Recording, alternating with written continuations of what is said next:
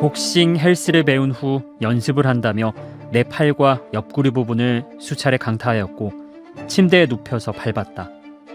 손톱을 내 침대에서 깎고 침대 곳곳에 뿌려놓거나 시험 기간에 깨워주지 않았다며 본인 공부가 끝날 때까지 잠을 재우지 않았다.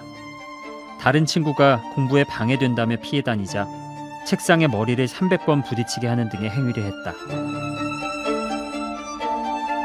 방통위원장 내정설이 나오고 있는 이동관 대통령실 대협력 특보의 아들이 저질렀다는 진술서상의 학교폭력 내용입니다. 이동관 특보는 이 진술 내용이 근거가 희박하고 사실관계가 맞지 않는 주장이라고 했고요. 2019년 이를 보도한 MBC 스트레이트 방송을 본인의 징계를 피하려는 제보자의 일방적이고 왜곡된 주장이라고 주장했습니다. 본인의 징계를 피하려고 일방적인 주장을 했다라고 지목된 제보자입니다. 당시 문제 제기를 했던 하나고 교사 전경원 선생님 전화 연결되어 있습니다. 안녕하세요. 예, 안녕하세요. 전경원입니다. 네. 자, 지금 한국이 아니라 중국에 계시다고요? 예, 그렇습니다. 네. 중국에서 지내고 있습니다. 네.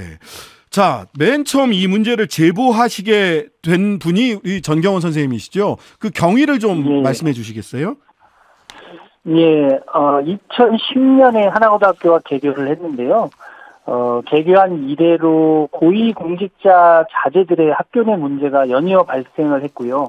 그런데 이제 그 문제들을 처리하는 과정이 굉장히 공정하지 못한 과정과 결과가 많았습니다. 특히 이번 사안처럼 청와대 고위공직자로 지낸 분의 아들이 2년간 지속적인 학교폭력을 저질렀는데 제가 이 학교폭력 사건에 분노하는 이유는 그냥 단순하고 우발적인 충돌이거나 학폭이 아니었다는 점 때문입니다. 네네. 이 사안은 지속적인 학폭이었다는 점에 주목을 해야 되고요. 네.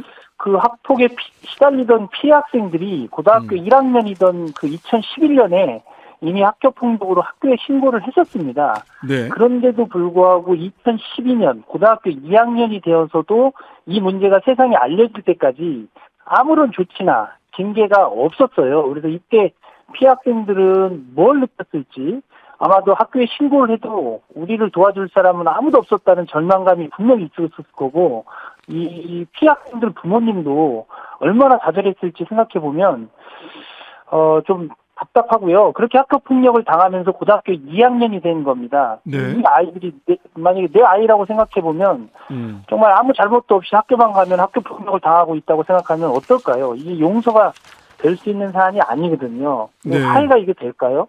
그래서 제보하게 됐습니다. 네. 그런데 TV조선은 지난 10일 선생님은 공익제보자 물음표 찍힌 방송에서 선생님에 대해서 전교조의 싱크탱크인 전교조 참교육연구소 소장을 지낸 전 교사가 2015년에 학교 징계를 받자 서울교육위에 학교 입시 비리를 폭로했다. 이 폭로를 하면서 이동관 전 홍보수석 아들의 학폭도 은폐됐다고 주장한 거다. 본인 징계를 피하고자 하는 거다 했다라는 게 하나고요. 두 번째는 네. 전교조 참교육연구소 소장, 즉 전교조 출신이라서 이런 네. 말도 안 되는 폭로를 한 거다라는 취지입니다. 네. 저는 그 말씀, 그 입장 표현한 걸 보고서 이동관 특보야말로 정말 공직에 있어서는 안 될 뿐이라고 생각을 했습니다. 왜냐면요. 네. 아주 기초적인 사실관계를 제대로 파악하지도 않고서 그저 그냥 혐오와 배제 정서를 드러내고 있기 때문인데요. 네. 자, 제가 그 사실관계부터 제대로 짚어드리겠습니다. 네. 2015년 8월 제보 당시에 네. 저는 전교조 소속 교원이 아니었습니다. 네. 분명하게 말씀드리지만 제보 당시에 저는 한국교원단체 총연합회 교총 소속 교원이었음을 분명하게 말씀드리고요. 네. 이 사실은 교총에만 확인해봐도 기본적으로 알 수 있는 정보에 해당한다고 저는 생각을 하고요. 네. 오늘 오전에도 그 김호준의 뉴스공장 청취하신 교총 부회장님께서 네. 오랜만에 문자를 주셨어요. 귀국하면 꼭 보자고 말씀하셨거든요.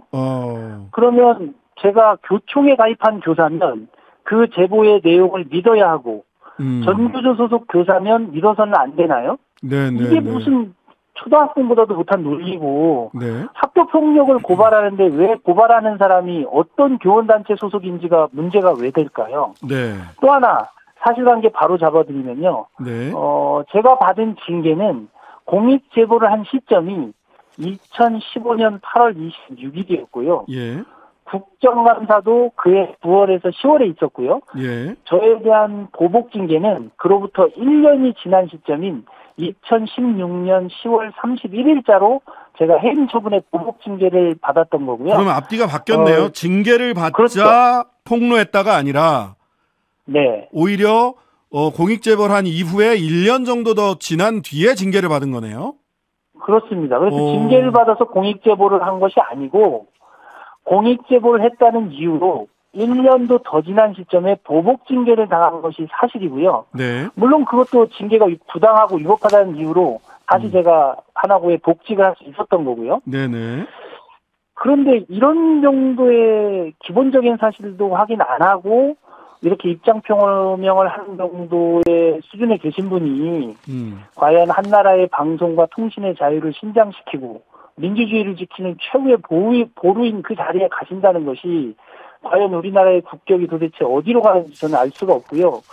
제가 부끄럽습니다. 왜 부끄러움은 항상 우리들의 몫이죠? 네. 그렇게 묻고 싶습니다. 예, 이동관 특보가 낸 그 입장문에는 전경원 선생님을 주요 등장인물란에 MBC 등 외부의 관련 문건과 학생 개인정보를 불법 유출한 전교조 교사 이렇게 정리를 해놨고요. 앞서서 징계를 받자 폭로했다라는 것은 TV조선의 10일자 보도였습니다. 그래서 이건 좀 구분해서 다시 알려드리고요. 자, 해당 언론 TV조선으로부터 뭐 확인 취재를 선생님한테 했다든지 이런 게 있었습니까? 아니, 그런 절차 없었고요. 그래서 그 반론하는 언론 그 기사도 나간 걸로 알고 있고요. 제가 그 네. 전화 왔을 때 사실관계를 바로 잡아드렸습니다. 네, 알겠습니다. 자, 그럼 본격적으로 조금 내용에 들어가 보면 이동관 특보가 낸 입장문 네. 진술서상의 학폭 피해 내용이 근거가 희박하고 사실관계가 맞지 않는다. 뭐 이런 입장이 이제 주요한 얘기인데 네. 입장문 전체적으로 어떻게 보셨어요? 저는 그 입장문 보면서 사실은 뭐 여러 가지 당황스럽기도 했는데 네. 그냥 제가 가만히 있어도 그 언론에서 이미 거짓 해명한 것이 드러난 게 네. 그 선도위원회 결정으로 전학 조치가 됐다고 그랬었거든요. 네네. 근데 선도위 자체가 없었다고 이미 하나구가 밝혔잖아요. 네.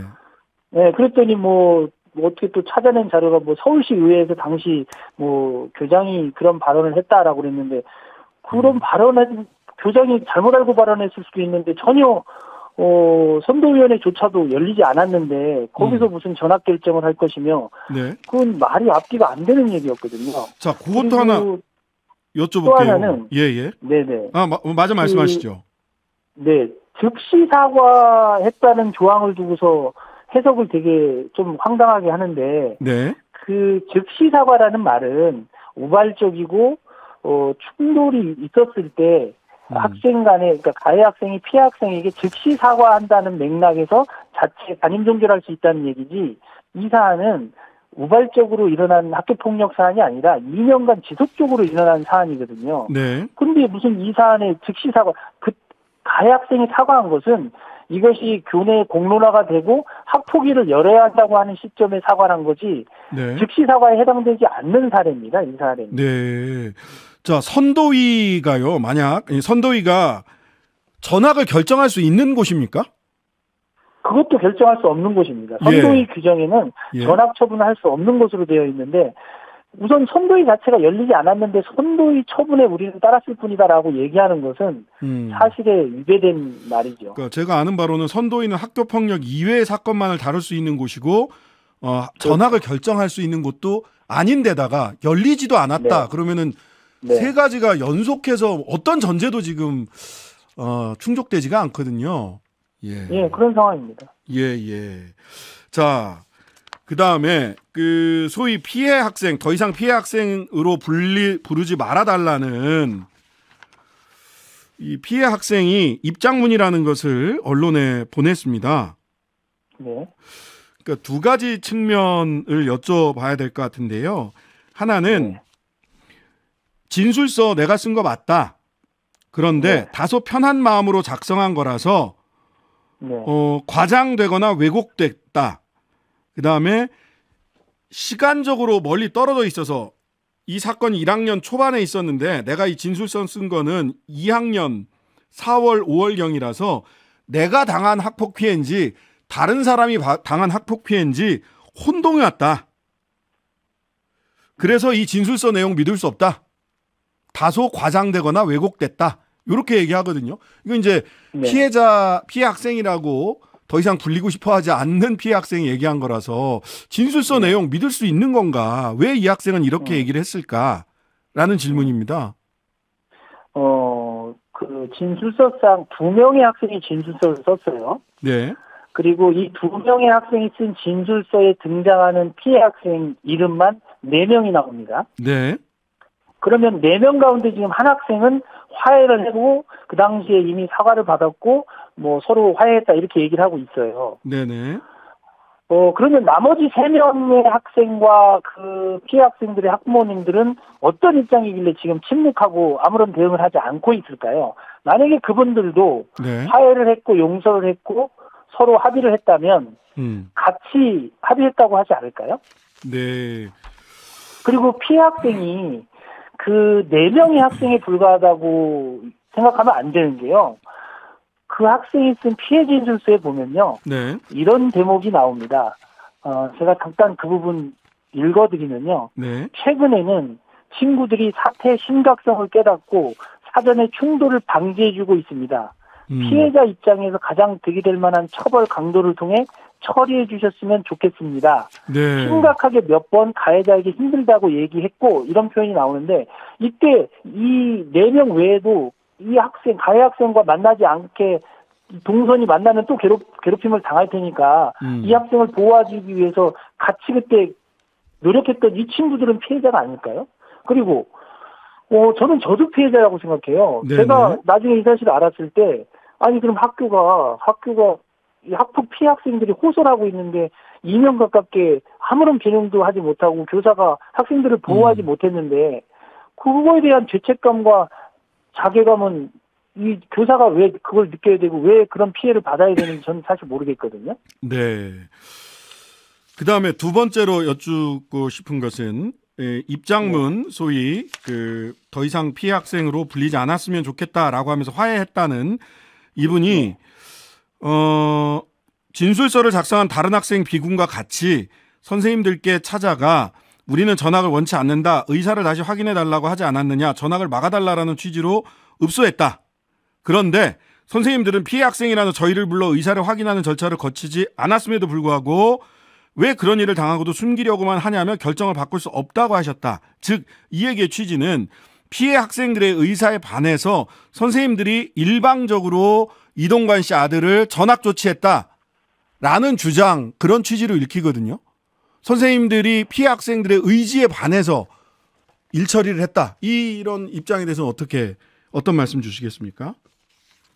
그 절차는 아마 이제 그 당시에 피해 학생들에게 진술서를 직접 받았던 2명의 교사와 관련된 얘기 같아요. 네네. 그런데 그 2명의 교사가 진짜 피해 학생들이 이렇게 얘기하고 있는 것을 확인했는지는 저는 알 수가 없고요. 네. 제가 그 당시에 그 절차적인 문제 제기를 하고 교직원회의에서 고위공직자 자녀가 학교폭력을 아주 잔혹한 학교폭력을 일으켰는데 왜 이 사안을 학교폭력 대책위원회 안 여냐라고 교직원회의에서 공개적인 입장 표명을 해달라고 얘기는 했지만 네. 그 이외의 장소에서 어떤 대화가 오갔는지는 저는 잘 모르겠고 네. 저희한테 공개적으로 얘기해 준 적도 없어요. 네. 그래서 지금 말씀하시는 그 말씀이 학교 측과 가해 학생 측의 입장으로 지금 전달이 되고 있기 때문에 네.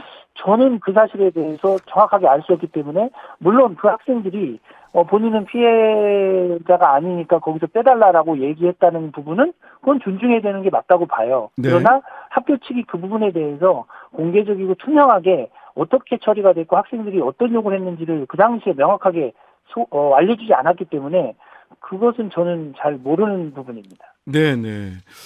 자, 아까 당시 피해 학생은 최소 4명이고 진술서에 이름이 나와 있는 학생들이 진술서를 2명이 작성을 했고 이 2명이 작성한 진술서에 나와 있는 피해 학생이 4명인데 네. 또 다른 그러니까 말하자면 피해자 입장에서 득이 될 만한 처벌 강도를 통해 처리해 주셨으면 한다. 이 학교 폭력을 지켜본 학생들도 모두가 피해자다라고 네. 말씀해 주셨잖아요. 그 네. 이외에 직접적으로 추가로 피해를 본 학생들은 더 없는 건가요? 일단 4명 정도로 알고 있으면 되는 건가요, 우리가? 이 진술서상에는 그렇고요. 네. 그다음에 이 문제가 그 당시 학교에서 정상적인 절차를 밟아서 학폭 조사가 이루어지지 않았기 때문에 네. 사실은 더 많은 학생들이 있을 수 있는 개연성은 있지만 네. 조사를 하지 않았기 때문에 지금 상황에서 이 사건을 볼 때는 이 2명의 피해 학생들이 쓴 진술서에 등장하는 학생 이름이 4명밖에 없거든요. 네. 그러니까 4명이라고밖에 할 일단 수 없는데 보고요. 네. 예, 예. 자, 이 과정에서 이동관 특보가 이사장에게, 김승유 당시 이사장에게 직접 전화를 해서 사건이 네. 어떻게 된 건지 사실관계를 확인하기 위해서 전화를 했다라고 했는데, 네. 우리 전경호 선생님께서 김승유 이사장을 만났을 때는 그런 취지로 전화가 왔던 건 아니라고 판단을 하셨다. 이렇게 말씀하셨어요. 어떤 대화를 나누셨기 때문에 그런 판단하신 건가요? 김승유 이사장과? 아니, 김승유 이사장님 얘기할 때는요, 그분께서도 똑같이 같은 취지로 MBC 스트레이트에서 방송된 것처럼 그대로 인정하고 얘기를 하셨어요. 이동관 전 대변인한테 전화 왔었다. 네. 그리고 한 학기, 그 학기 마칠 때까지 학교에 좀 해달라고 했다. 처벌이 능사냐, 그런 식의 맥락을 본인이 그대로 하셨고요. 근데 저는 그 대목에서 조금 당황스러운 게, 한번 생각해 보시면, 내 아이가 학교에서 학교폭력 가해 학생으로 지목이 돼서 학폭위를 열리게 된 상황이 되면, 어떻게 이사장한테 바로 전화할 수 있을까요? 일반 평범한 서민 가정에서 내 아이의 담임 선생님한테 전화해서 상황을 파악하거나 담임 선생님이 잘 모른다고 하시면 그러면은 그 학폭이 관계된 선생님한테 전화해서 상황을 파악하고 내 아이를 통해서 말을 듣지 어떻게 사립학교의 이사장한테 전화해서 현황 파악을 한다고 하는 말이 저는 이해가 안 되더라고요. 네.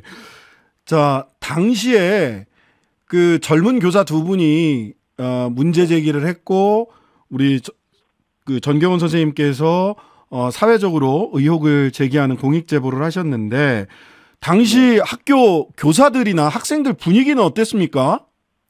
이 사건 알려지기 시작했을 때.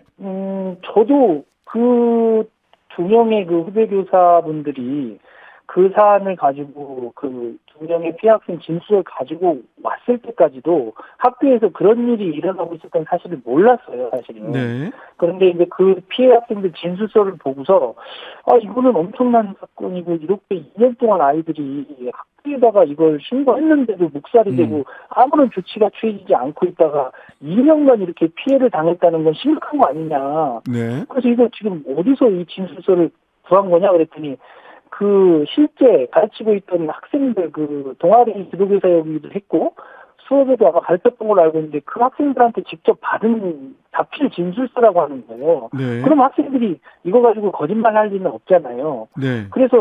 그런데 여태까지 그러면 이게 공론화가 안 되고 학폭위도 안 일어나고 이랬던 이유가 뭐냐고 이제 묻다가 나중에 근데 이 아이들의 가해학생 부모님은 뭐 하시는 분이냐 이렇게 물었더니 청와대 고위공직자를 지내신 분이다라고 얘기하고 그 소리를 듣고 그렇다면 이거는 더 큰 문제 아니냐. 그래서 지금 학폭위가 안 열리고 있었던 거 아니냐라고 문제 제기를 했던 거죠. 네. 자, 네, 지금까지 전경원 한화고 교사였습니다. 전경원 한화고 교사가 이런저런 말씀 주셨는데 뉴스아이킥에서는 2011년부터 2012년까지 한화고에 재학했거나 근무했던 분들의 제보 기다리고 있습니다. 이동관 특보아들의 학교 폭력을 목격했거나 그 처리 과정의 전후 사정을 아시는 분이 계시면 짧은 건 50원, 긴 건 100원이 드는 문자번호 샵 8001번으로 알려주시거나 저희 이메일 주소 newshigh newshigh newshigh입니다. newshigh@naver.com으로 메일 보내주시기 바랍니다. 여러분들의 소중한 제보 기다려 보겠습니다. 억울한 사람 없어야 되잖아요. 이동관 특보가 억울하면 그분 억울함 풀어드려야 되고요. 피해자들이 억울하면 그 피해자들의 억울함 분명히 밝혀드려야 된다. 제보 기다리겠습니다. 자, 하루 종일 기다려지는 진짜 시사. 평일 저녁 6시 5분 신장식의 뉴스 하이킥.